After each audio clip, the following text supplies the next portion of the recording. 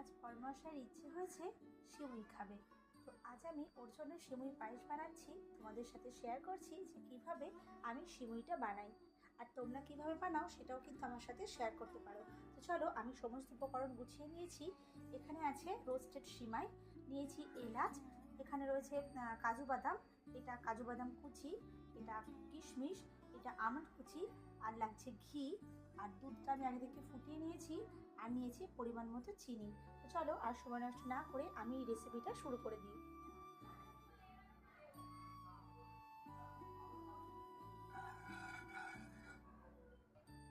ঘিটা একটু গরম করে নেওয়ার পর আমি এর মধ্যে কাজু আর কিশমিশটা একটু হালকা করে ভেজে নেব। কাজু আর কিশমিশটা আমি খুব লাল লাল করে ভাজবো না, সেক্ষেত্রে এটা খেতে ভালো লাগবে না।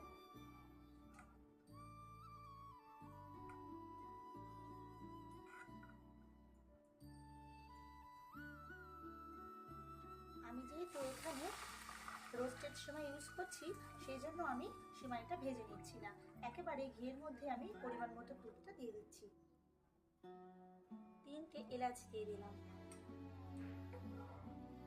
দুধটা যেহেতু আগে থেকেই আমি জাল দিয়ে রেখেছি, সেজন্য আমি দুধটা বেশিক্ষণ ফোটাবো না।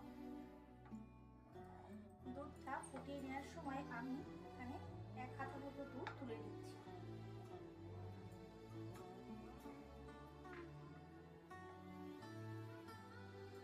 এবার এর মধ্যে রোস্টেড সিমাইটা আছে সেটা দিয়ে দিচ্ছি।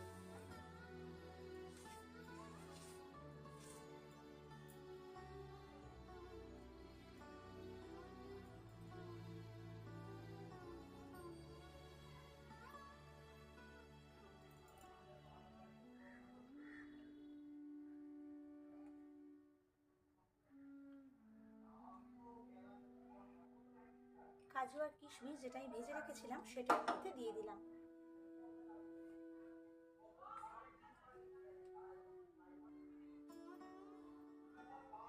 সিমাইটা 5-7 মিনিট মতো ফুটিয়ে নিতে হবে।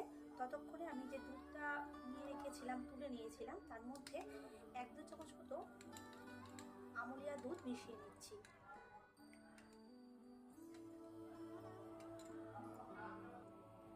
এর মধ্যে এবার আমি পরিমাণ মতো চিনি দিয়ে দেব। যে যতটা মিষ্টি পছন্দ করো তেমন চিনি এখানে ব্যবহার করতে হবে।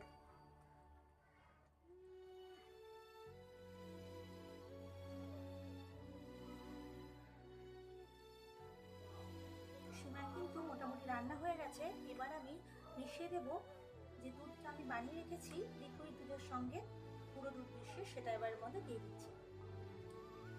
আমি পায়েস বানানোর সময় এরকমভাবেই বানাই, সেক্ষেত্রে সেটা খেতে কিন্তু বেশ ভালো লাগে। তোমরা চাইলে এই স্টেপটা অবশ্যই স্কিপ করতে পারো, সেক্ষেত্রে কোনো অসুবিধা হবে না। কিন্তু আমন্ড দুধ যদি একটু লিকুইড দুধের সঙ্গে মিশিয়ে এভাবে পায়েসে দেওয়া যায়, তাহলে কিন্তু তার টেস্ট অনেকটা ভালো লাগে। তোমরা কারা কারা আমার মতো এভাবে সিমুই বানাও বা পায়েস বানাও, তারা অবশ্যই কিন্তু একটা কমেন্ট করছিল। সিমুইয়ের পায়েস কিন্তু আমার একদম রেডি হয়ে গেছে।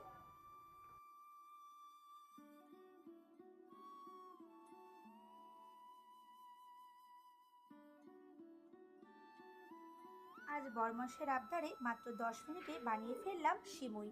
সিমুই যদি বাড়িতে কেনা থাকে তাহলে মাত্র 10 মিনিটে এভাবেই এত সুন্দর একটা ডেজার্ট আইটেম কিন্তু তোমরা বানিয়ে নিতে পারো, যেটা ঠান্ডা অথবা গরম দু অবস্থাতে কিন্তু খেতে বেশ ভালো লাগে।